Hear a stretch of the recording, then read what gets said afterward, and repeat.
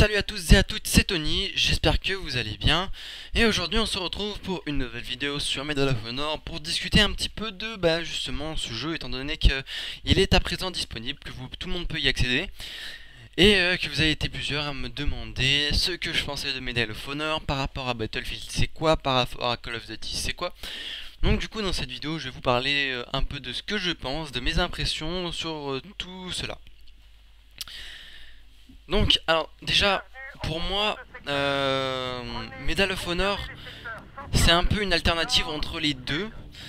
Parce que, déjà, il faut savoir que tous ceux qui disent que c'est Call of Duty enfin, que c'est Medal of Honor qui copie sur...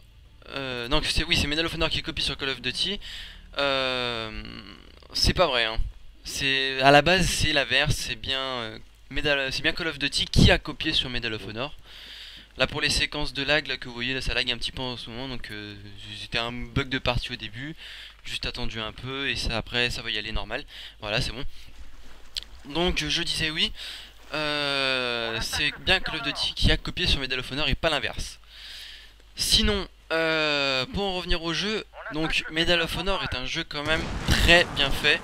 Il est bien détaillé, graphiquement il n'y a rien à dire, c'est le moteur Frostbite 2. Ah si, ce qu'on pourrait reprocher à Medal of Honor c'est le niveau de destruction. Il y en a presque pas en fait. À vrai dire, à part arracher un petit morceau de mur quand vous tirez dedans, ça fait rien d'autre. Vous pouvez pas casser des murs, vous pouvez pas casser des bâtiments ou détruire des bâtiments. Ça c'est pas possible, hein. Faut pas chercher. Donc voilà. Après ce qui est plutôt bien, c'est ce qu'ils ont rajouté au niveau des armes, la personnalisation des armes. Je trouve ça sympa. Le fait qu'on puisse déjà choisir directement comme ça, enfin la façon qu'ils ont fait de personnaliser en fait, de personnaliser notre arme ainsi que de choisir notre personnage. Après il y a plusieurs classes de disponibles. On a oui, il y a l'assaillant, le sniper, les forces spéciales, etc. Il y en a plus que Battlefield, il y en a 5. Donc c'est plus que Battlefield. Après, qu'est-ce qu'on peut dire encore? Les armes en elles-mêmes, elles sont assez bien équilibrées au niveau des dégâts. Si, les killstreaks, important les killstreaks, donc ça qu'on n'a pas dans Battlefield, mais qui se rapproche plutôt de Call of Duty. Call of Duty, c'est simple, vous savez, les killstreaks, c'est pour débloquer un truc, ça amène à un drone Predator, où on fait pilote d'hélico, etc. Dans Medal of Honor, c'est des killstreaks, mais qui n'ont quand même rien à voir. À savoir que ils sont quand même relativement plus réalistes, étant donné que ce sont des killstreaks en général, que c'est pas des, par exemple, vous appelez pas, je sais pas, genre un pavelo comme ça, c'est différent en fait. Vous pouvez appeler le seul hélico que vous pouvez amener au niveau, comme le pavelo, c'est un hélico de transport, c'est un Black Hawk qui permet une réapparition dessus. Donc en fait quand vous l'appelez, quand vous appelez le Black Hawk, vous pouvez réapparaître, enfin vous et vos coéquipiers peuvent réapparaître dessus. Et vous pouvez aussi, si vous le souhaitez, prendre le contrôle de la minigun. Par contre, comparé à Call of Duty, si un ennemi vous tire dessus quand vous êtes à la minigun, vous êtes mort, ça vous tue. Et ça peut aussi plomber l'hélico. Donc c'est quand même beaucoup plus réaliste. Et je trouve vraiment que c'est quelque chose de bien qu'ils aient mis les killstreaks comme ça. Moi j'apprécie beaucoup. Je trouve que ça donne un plus parce que ensuite niveau killstreak c'est pas que attaque. Vous pouvez prendre de la défense par exemple. Vous avez le choix, regardez en haut à gauche. Là vous avez soit j'envoie un drone qui détecte les ennemis, soit j'envoie un fumigène. Donc ça va envoyer un fumigène pour une cover. Là j'envoie le drone, hop, et ça va permettre de détecter les ennemis. Là ça me le remet encore parce que je m'étais fait tuer entre temps. Donc je leur rebalance un, tiens par ici. Donc ouais, niveau killstreak franchement je préfère largement Medal of Honor par rapport à Call of Duty. Sinon au niveau gameplay entre Battlefield et Medal of Honor, c'est pas parce que c'est le même moteur graphique et que c'est le même éditeur de jeu que c'est le même. Franchement ça n'a rien à voir, le gameplay change beaucoup. De toute façon le gameplay est beaucoup plus nerveux et il y a beaucoup plus d'action étant donné de toute façon qu'on se cherche beaucoup moins. Les maps sont beaucoup plus petites. n'y a pas de véhicule, ceux qui me demandent s'il y a des véhicules, non il n'y a pas de véhicule. Donc les seuls véhicules que vous pouvez contrôler c'est ceux que vous pouvez utiliser lors des killstreaks. Donc voilà. Sinon, autre chose que j'ai oublié de préciser pour les armes, là vous voyez que j'ai un fusil à pompe. En fait l'arme secondaire vous ne pouvez pas la choisir. Donc il y a une arme secondaire par classe. Donc par exemple là j'ai le fusil à pompe, si je prends le sniper ça va être le G18. Et ça vous pouvez pas y choisir. Vous pouvez choisir votre arme principale, vous pouvez la modifier, customiser, mais vous ne pouvez pas modifier votre arme secondaire. Ça c'est peut-être quelque chose qu'il faudrait peut-être changer. Donc voilà, sinon il y a des modes de jeu assez sympas. Il y a des modes de jeu vraiment sympas. Les maps sont tout aussi sympas, c'est vraiment cool. Et une des plus grosses améliorations qu'ils ont mises dans le jeu, c'est que ils ont intégré le battle log directement in-game.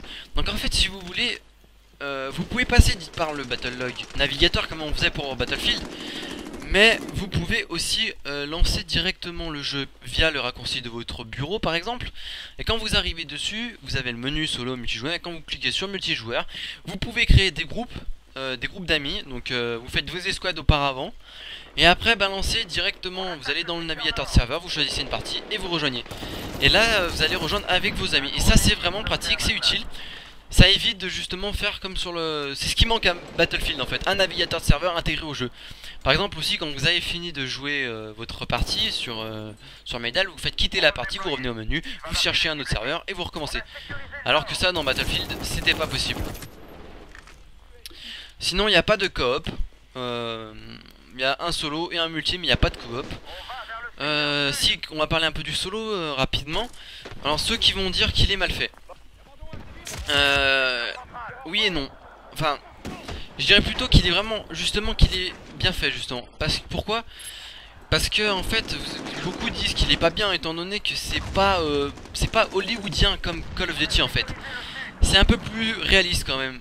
Oui, franchement c'est plus réaliste. Donc du coup, vous allez pas faire des choses impossibles comme dans Call of Duty. Et c'est quand même sympa, le solo est sympa, il faut le faire. Moi je vous conseille de le faire franchement. Mais quand même la grosse partie que moi j'apprécie c'est le multijoueur. Et vous êtes quand même nombreux à dire que ça vous plaît pas etc. Mais moi je suis désolé, ça reste quand même un bon jeu. C'est pas du Call of Duty, c'est pas du Battlefield. Après c'est sûr que si vous êtes pro code ou pro BF, vous voyez peut-être que vous aimerez pas. Mais en tant que joueur qui aime beaucoup de jeux, enfin à la base je suis quand même un joueur Call of Duty sur Call of Duty 4 et Modern Warfare 2 aussi, mais je suis aussi un joueur Battlefield 2 et franchement j'apprécie beaucoup ce jeu. J'apprécie beaucoup Medal of Honor et franchement il est mieux que le 2010, Medal of Honor 2010, il est beaucoup mieux que celui-ci hein. Enfin je veux dire Warfighter est mieux que Medal of Honor 2010. Donc là vous voyez on a pu voir à gauche hop là j'ai tiré sur une mine pour que ça la fasse péter. Donc là vous voyez, je le cut, un petit coup de tomahawk. Voilà.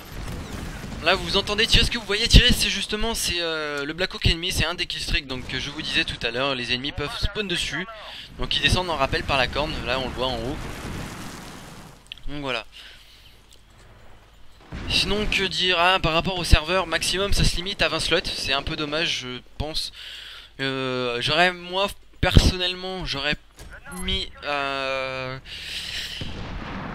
peut-être 24 slots, ça aurait été pas mal, déjà 4 joueurs de plus ça aurait été peut-être sympa. Parce que là certaines maps je pense que ce serait mieux. Et puis sinon autre chose importante, les sections qu'on a par exemple dans Battlefield, c'est aussi disponible sur Medal of Honor, mais ça n'a pas la même fonction. Les sections de Battlefield c'est pour représenter un petit peu, enfin c'est rapidement pour par exemple votre team, on peut en rejoindre plusieurs. Sur Medal of Honor vous pouvez créer une section et en rejoindre une seule. Une fois que vous l'avez c'est votre section, et vous ne pouvez pas mettre de tag à votre profil. En fait quand vous rejoignez une section, ça va mettre le tag de la section in-game pour vous, enfin derrière votre pseudo, à côté de votre pseudo. Donc du coup la section que vous avez elle est définitive quoi. Faut bien choisir sa section car c'est celle que vous allez représenter in-game. Donc c'est pas plus mal d'un côté parce que ça permet justement d'être plus, de pas avoir 50 000 sections pour rien. Chacun a ses sections et je trouve ça justement mieux que sur Battlefield parce que je trouve que les sections ont plus d'utilité. Donc voilà, je pense que j'ai fait à peu près le tour de tout ce que je voulais dire. De toute façon, il y aura encore de nombreuses vidéos à venir sur Medal of Honor en coop. Enfin, quand je dis en coop, c'est avec mes collègues. Ne vous en faites pas, il y en aura. Mais sinon, ouais, c'est un peu tout ce que je voulais dire. Donc voilà, là, la partie est finie. Ouais, voilà le tableau des scores, vous voyez. Ah si, autre chose que j'ai oublié de préciser, on ne peut pas changer d'équipe. Et on ne peut pas choisir son escouade. Et ça, c'est autre chose qui est vraiment dommage, franchement, je le dis. Parce que quand vous avez un collègue avec vous qui voudrait rejoindre aussi l'escouade, vous pouvez pas, ou il peut pas. Vous pouvez même pas changer d'équipe, donc voilà, c'est dommage. Peut-être avec un patch à venir, peut-être que ça sera rectifié. Voilà, donc sur ce, j'espère que cette petite vidéo vous aura plu. Et puis je vous dis à la prochaine pour de nouvelles vidéos in-game. Prenez soin de vous et mettez un petit j'aime s'il vous plaît avec bien sûr, si vous voulez, abonnez-vous. Ça fait toujours plaisir. Allez, salut tout le monde, à plus.